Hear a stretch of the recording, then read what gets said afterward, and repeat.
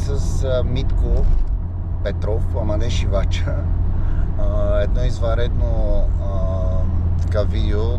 Часа е 5 часа, т.е. след работа.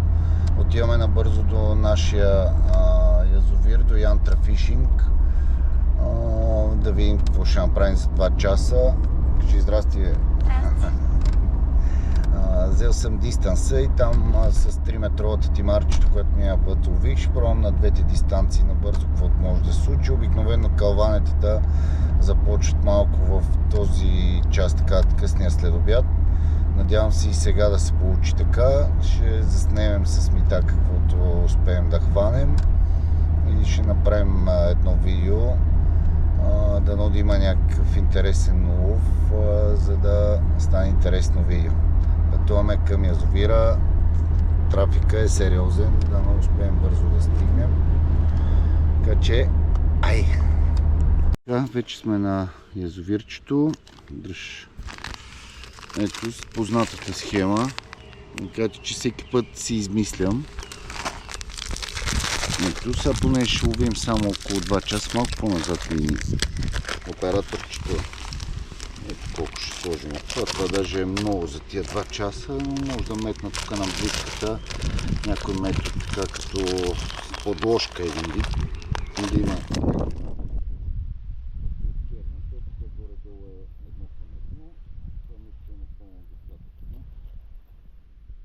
Първо е така на двете.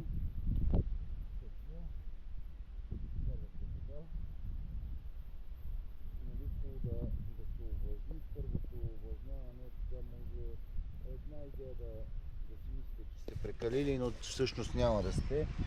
Защото тя след това си изпива, тя пие доста вода тази храна. Така че, ето тя вижте какво става направо на бетон, така че може да първото леко да прекалите, вече след това ще добавяте по-малко. Много пъти съм ви казал, че това съм го правил обикновено на 2 или на 3 пъти увлажнявам, за да се получи добре. Сега тази кофичка хубаво да е кръгла кофта, мога хубаво да обърнете, ама сега тук всичко импровизирано в момента го правим, бързаме, защото не остава много време, нали, за риболов, затова бързам малко, след малко ще добавя още малко вода и стартираме риболова. Виждате язовирчето на там как е. Супер, до нас има едни тук познати, ще опитват и сом да ловят след малко. Спирай го с това. Ще се очаква на далечната дистанция за една малкия разбойник. Не знам. Ама ние сме без кеп. Ето на това май няма мутряка. Ама там ли е рибата? Усещаш ли? Усещам. Ама се дърпа.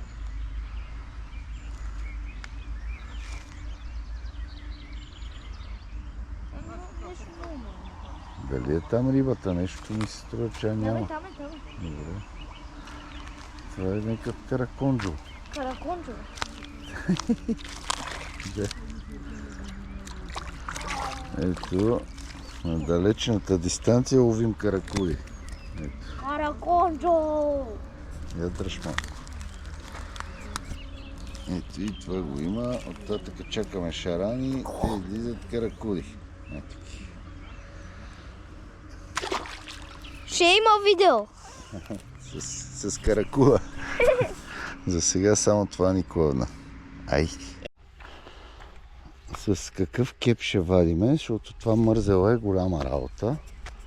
И тук някой ми го оставил при караваната. Ужас. Ужас на ужасите. И ето го, майстор Тричко. И сега така, това грубиянското най-вероятно ще си замине рибата, така като я малко аванс ще пускаш. Дигни вейците нагоре 100 пъти. Нещо прекъсна. Така, без толкова високо. Така, нещо става с камерката.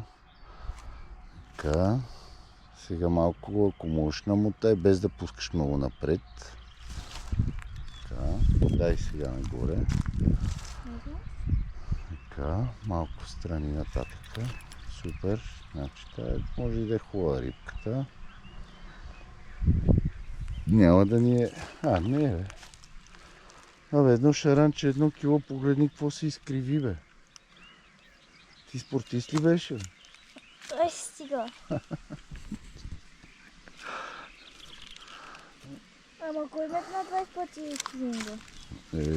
Ти направо си се уморил. Това, ако така как я напъш, ако излети, ще ми избие зъбите направо. Айде да тате. Ами намотай малко, тате, то да наджапам ли вътре? Не си взема. Ще си взема аз. Дигай, айде. Нагоре. Айде още малко. Айде. Направо ни е жесток кепа. Аз с такъв кеп просто не сме... Не осъзнали, че ме удари? Не. Така. Ето, то ми взе, няма и на колко минутка нямаше. Явно съм го ударил по главата, за да ми вземе толкова бързо. Така. Ето шаранчето. Айде, моето момче. Ами вътре. Гъс! Сега водим 12 кг Да. столоп. Има един тостолоп тук, един пич го е хванал. Това го сячката. Да. Вързал го е с поплавък и някакво въженце, обаче си е заминал и с въжето и с поплавъка. При малко видяхме там поплавъка в другия край. И сега, ако... С въжето и се опитах с дистанса, ако някъде го успея да го хвана, нали, с въжето поне, ама за сега не се получава. Той ще се хване някъде да отиде. И сега идва напред и ще... Може и с спининга да пробваме. Ай! Здрасти! Пак клъвна. Сега се поемам. Какво поемаш, бе? Не. То така, ако се става рибар, малко по-натам мини тук да не си в дървото и не напъвай като се едно вадиш туна. Деца вика лак. Аз тук съм фашал мето.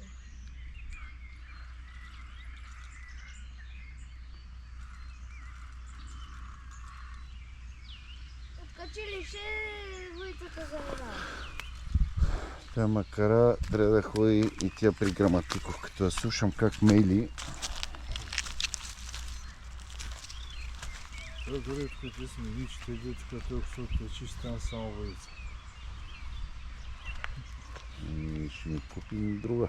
Тате всички го познават като трошача на въйци. Да. Общо взето. Аз за сега не съм чупил въйца, ама съм губил при малки. Това е... Ето въйцата струва 1000 евро. Не е лошо да замълчим малко и да ловим.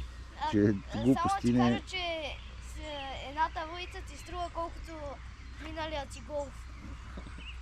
Явно ще трябва да сложим музика на филмчето, да не се чува много ги дрънкаш. Само ли сега малки, как Аз искам съм да си мине... дървен философ. Как искам да мине през въжето на ачката. Искам както Да. много След две да дрънка. стане. Както много дрънка. То ми се струва, че ти се случи. Не, ти добра риба. Аз съм мочката в Турина. Със сигурност ще слагаме музика.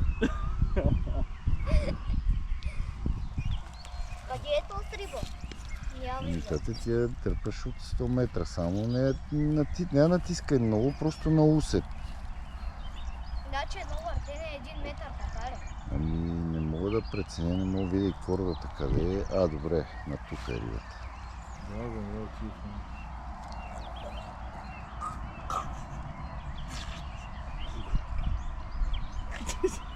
Чак толкова ли те дърпа? И сега пак ако излезе някаква риба килце, наистина не си доял.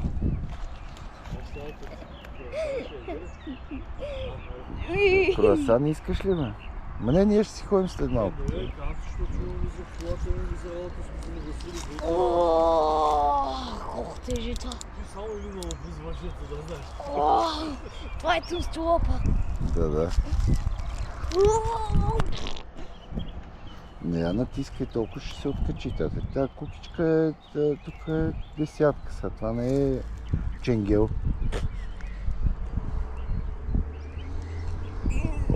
Не съм ти казал да дигаш още. Тя е тук, тате. Добре. Аз ще чуя, когато се влезе шоклидера, така че не ми обясняй. Да не влезе в другата въдица. Ела на тук малко. Айде мотай. Стой. Ти си я хванал, Стой. как не му тая? Ти. Рибата не е голяма, само си въобразяваш. Мотай сега. Давай. Сега вече е тук близо. Сега мога да дигнеш леко въдицата нагоре, не много. Значи така, дигай, че като се откачи да ми избие зъбите това.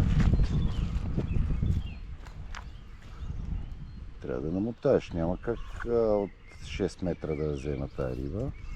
Аз си знаех. Абе, ти наистина ме караш да се смея днес. Ой, краконжо ли? Не е краконжо, ама е полу. Кило шаранче. Абе, ти 1 кило шаранче те умори, бе. Ти ли беше Митко спортиста, бе? Че даже не Чакай, изгледа. че помислиш, че това не се отпука. Значи дай човек сам. Няма да стане. Да. Той се примрява от глад, бе.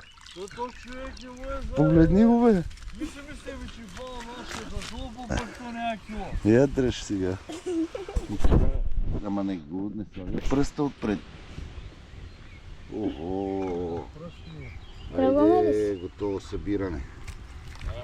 Не, направо така, да си Отзад гърми, давай тато да снимаме, да кажем някакви приказки и да бягаме, защото ми идва отзад бурята. Що ти се снима? Добре, дела, айде. Ядраш. Подпри на мене въдицата. Дай това. Ти си държачка. Малко по-бързо искам да действаме, защото идва бурята зад нас. С тия карбони не е добре.